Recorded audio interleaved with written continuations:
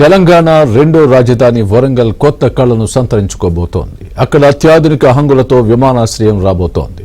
Mamnoor airport కు కేంద్రం పచ్చ జెండా ఊపింది. సరిగ్గా 2.5 ఏళ్ల కాలంలో తొలి విమానం గగనయానం చేయబోతోంది. క్రెడిట్ కోసం పార్టీలు కీచురాడుకున్నప్పటికీ జనానికి మాత్రం మంచే జరుగుతోంది. భూ నిర్వాసితులకు మేలు చేస్తారా లేదా అన్నదే ఇప్పుడు పెద్ద ప్రశ్న.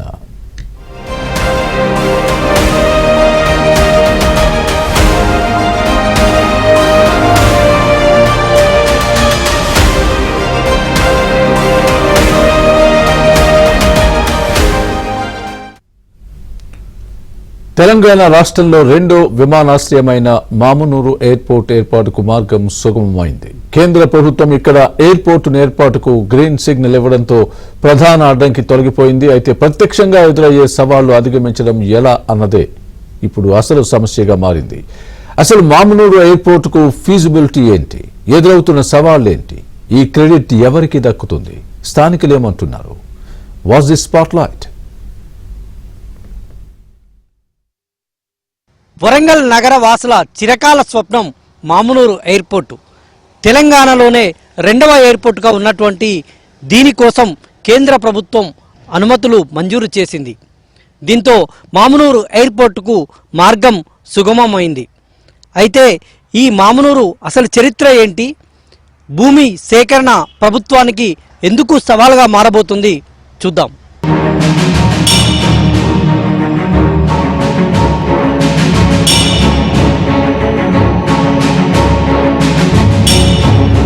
మామునూరు ఎయిర్పోర్టు చరిత్ర ఇప్పటిది కాదు, భారత స్వాతంత్ర్యానికి పూర్వమే.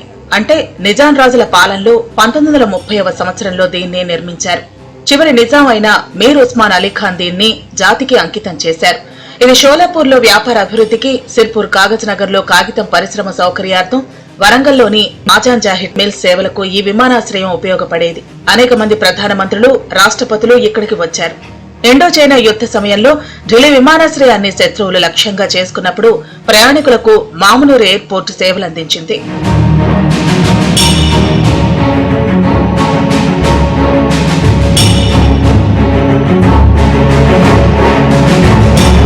వాయుయాన చిత్రపటంలో మామునూరు ఎయిర్పోర్టుకు మరోసారి చోటు లభించింది. ఈ విమానాశ్రయ పునరుద్ధరణను అంగీకరిస్తూ కేంద్ర ప్రభుత్వం తాజాగా ఉత్తర్వులు జారీ చేయడంతో దశాబ్దాలుగా విమానయాన చిత్రపటంలో మరుగుపడిన మామునూరుకు తిరిగి చోటు దక్కినట్లయింది. సుమారు అర్ధ శతాబ్దం క్రితం వరకు పౌరులకు సేవలందించిన ఈ విమానాశ్రయం గత 44 ఏళ్లుగా పూర్తిగా నిర్లక్ష్యానికి గురైంది. దశాబ్దాలుగా అటు కేంద్రంలో ఇటు రాష్ట్రంలో అనేక ప్రభుత్వాలు మారినా ఇక్కడ విమానాశ్రయాన్ని పునరుద్ధరించేందుకు ఒక్క అడుగు కూడా పడలేదు. ఒకనాడు ఉమ్మడి వరంగల్ జిల్లాకు ఈ ఎయిర్ స్ట్రిప్ తలమానికగా నిలిచింది.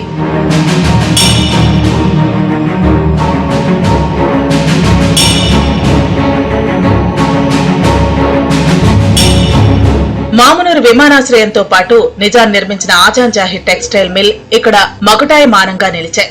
1932వ సంవత్సరం సిర్పూర్ కాగజ్ నగర్ లో ఏర్పాటు చేసిన పేపర్ మిల్లుతో పాటు ఆజాన్ జాహిద్ పేపర్ మిల్లులకు అనుసంధానంగా ఈ విమానాశ్రయాన్ని నాటి నిజాం వినియోగించారు. అంతేకాదు అత్యవసర సమయంలో హైదరాబాద్ స్టేట్ భద్రత కోసం మిలిటరీని తరలించేందుకు నిజాంకు మామునూరు విమానాశ్రయం ఉపయోగపడింది. నిజాం విమానాల మీద భారత యూనియన్ మిలిటరీ బాంబుల వర్షం కురిపించినప్పుడు ఈ విమానాశ్రయంలో పెద్ద గోతులు పడినట్లు స్థానికులు చెప్పుకునేవారు. ఎంత లోతులో గుంతలు పడ్డాయంటే బావిలో నీరు ఊరినట్లుగా, నీరు పైకి ఊపికి వచ్చినట్లుగా ప్రత్యక్ష సాక్షులు చెబుతుంటారు.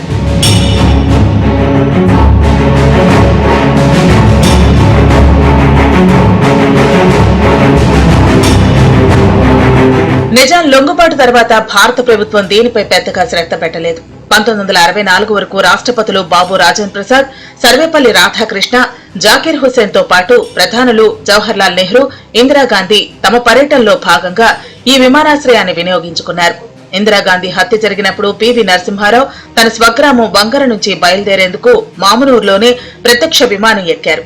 తర్వాత ఆయన ప్రధానమంత్రి అయ్యారు. తర్వాత చాలా కాలం విమానాల రాకపోకలు లేకపోవడంతో ఫుడ్ కార్పొరేషన్ ధాన్యం నిల్వలు ఉంచేందుకు ఆ ప్రాంతాన్ని వాడుకుంది. మరికొంతకాలం ఎన్సీసీ క్రెడిట్స్ హెలికాప్టర్ ట్రైనింగ్ కు వాడుకున్నారు. కాగా దీని పునరుద్ధరణ కోసం స్థానిక ప్రజలు అనేక సంవత్సరాలుగా చేస్తున్న విజ్ఞప్తుల మేరకు 1980లో వాయుదూత్ సర్వీసులను ప్రవేశపెట్టారు. 18 సీట్లు ఉన్న వాయుదూత్ సర్వీసును హైదరాబాద్, రామగుండం మీదుగా నడిపారు. కానీ ప్రయాణికుల రాకపోకలు అంతంత మాత్రంగానే ఉండటంతో నిలిపివేయక తప్పలేదు. దీంతో విమానయాన చిత్రపటంలో మామునూరు కనుమరుగైపోయింది. స్వాతంత్రానికి పూర్వం ఆసియాలోనే అత్యంత పెద్ద విమానాశ్రయంగా మామునూరుకు పేరుంది. ఇక్కడ 2 రన్వేలుండటం విశేషం. 1875 ఎకరాల స్థలంలో 6.6 కిలోమీటర్ల రన్వే, పైలట్, సిబ్బంది గృహాలు, పైలట్ శిక్షణా కేంద్రం, 1 కన్నా ఎక్కువ టెర్మినళ్లతో దేశంలోనే అతిపెద్ద విమానాశ్రయంగా ఉండేది. కాలక్రమేణా కొన్ని ప్రతికూల కారణాలతో దాన్ని మూసేయాల్సి వచ్చింది.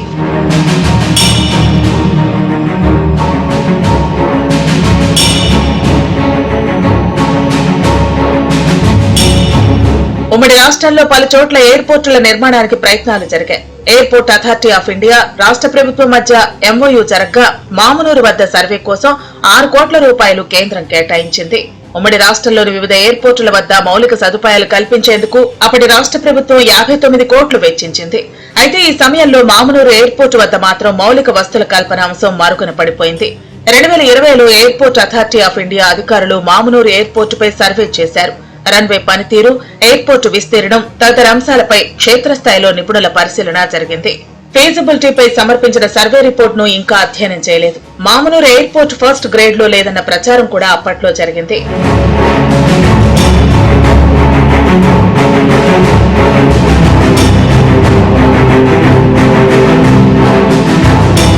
తెలంగాణ రాష్ట్రం ఆవిర్భవించాక ఉడాన్ స్కీమ్ కింద మామునూరును చేర్చాలని కోరుతూ కేసీఆర్ ప్రభుత్వం కేంద్రానికి విజ్ఞప్తి చేసింది. అయితే ఇందుకు సంబంధించిన డీపీఆర్ ఇవ్వాలని కేంద్రం అడగటంతో ప్రక్రియ అర్ధాంతరంగా ఆగిపోయింది. 2020లో మరోసారి కేసీఆర్ ప్రభుత్వం మామునూరు ఎయిర్పోర్ట్ ను ఉడాన్ స్కీమ్ లో చేర్చాలని విన్నవించుకోగా శంషాబాద్ విమానాశ్రయాన్ని నిర్వహించే జీఎంఆర్ సంస్థ అభ్యంతరం వ్యక్తం చేసింది. శంషాబాద్ ఎయిర్పోర్టుకు 150 కిలోమీటర్ల దూరం వరకు ఎయిర్పోర్టుల నిర్మాణం చేపట్టరాదని ఒప్పందాన్ని జీఎంఆర్ గుర్తు చేసింది. మెయిన్ హడ్డీలేంది ఏదైతే జీఎంఆర్ గారితో అప్పుడు ఎయిర్పోర్ట్ అక్కడ మనం రాజీవ్ గాంధీ ఎయిర్పోర్టుకు ఫౌండేషన్ వేసేదానికన్నా ముందు mutual understanding government to GMR మధ్యన ఒక కండిషన్ ఉన్నది. ఆ కండిషన్ ఏంది అని అంటే 150 కిలోమీటర్ల పరిధిలో ఏ కొత్త ఎయిర్పోర్టును కూడా స్టేట్ గవర్నమెంట్ కానీ సెంట్రల్ గవర్నమెంట్ కానీ ఇవ్వడానికి వీలు లేదు. That is the condition. మీరు ఇక్కడ మేము అర్థం చేసుకోవాలి. మనం ఆ కండిషన్ ఇవాళ ఎవరు ఫుల్ఫిల్ చేయగలిగిండు, ఎవరు సాల్వ్ చేయగలిగిండు అనేది ఇక్కడ ప్రధానం. ఇది లాస్ట్ జిఎంఆర్ అక్కడ రూపకల్పన జరిగినప్పటి నుండి ఉన్నది డిమాండ్ అన్నప్పుడు ఆ డిమాండ్ నెరవేర్చింది రేవంత్ రెడ్డి గారు. ఈరోజు మనం చూస్తే ఇక్కడ ఇన్ రికార్డులో చెప్తాను నేను 23 అక్టోబర్ 2024 నేను ట్రేస్ చేసి చెప్తున్నా. అక్టోబర్ 23, 2024 నాడు జిఎంఆర్ వాళ్ళు బోర్డు మీటింగ్లో ఎన్ఓసి నిర్ణయం తీసుకోవడం జరిగింది. స్టేట్లో బీఆర్ఎస్ ఉన్నది. కనీసం నో అబ్జెక్షన్ తేలేని దద్దమ్మలుగా మిగిలిపోయింది కదా మీరైతే. గవర్నమెంట్ వచ్చిన తర్వాత మేము గవర్నమెంట్ ఎలక్షన్లప్పుడు తిరిగేటప్పుడు వాగ్దానం చేసినాం. అండర్ గ్రౌండ్ డ్రైనేజ్ కానివ్వండి, ఎయిర్పోర్ట్ కానివ్వండి, రింగ్ రోడ్ కానీ, మాస్టర్ ప్లాన్ కానివ్వండి, అన్నిటి మీద కూడా చేసిన అన్నిటికీ గెలిచినాక ముఖ్యమంత్రి గారు హన్మకొండ చౌరస్తాలో పార్లమెంట్ ఎలక్షన్స్ అప్పుడు కూడా అండర్ గ్రౌండ్ డ్రైనేజే కాదు ఎయిర్పోర్ట్ అన్ని తీసుకొచ్చే బాధ్యత నాది అని స్వయాన మీ అందరు సాక్ష్యం మాట్లాడినరు.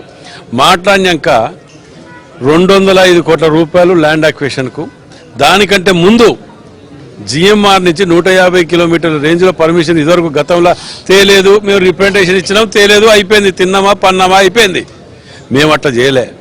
మా పర్మిషన్కు అడిగి ముఖ్యమంత్రి రేవంత్ రెడ్డి గారు అడిగి భట్టి విక్రమార్క గారు ఫైనాన్స్ 205 కోట్లు క్లియరెన్స్ ఇస్తే ఇన్ఛార్జ్ మినిస్టర్ శ్రీనివాస్ రెడ్డి గారు వీళ్ళందరూ కలిసి జిఎంఆర్ఓలతో మాట్లాడి 150 కిలోమీటర్లకు దీనికి తగ్గట్టుగా పర్మిషన్ తీసుకొని వచ్చింది. మేము డేటాతో సహా ఉంటాయి కదా. త్రైపాక్షిక ఒప్పందం మేరకు కొత్త ఎయిర్పోర్టుల ఏర్పాటు సరికాదని జీఎంఆర్ ప్రతినిధులు అభ్యంతరం వ్యక్తం చేయడంతో తెలంగాణలో 2 ఎయిర్ నిర్మాణం చేయాలన్న ప్రతిపాదనలకు అప్పట్లో బ్రేకులు పడ్డాయి.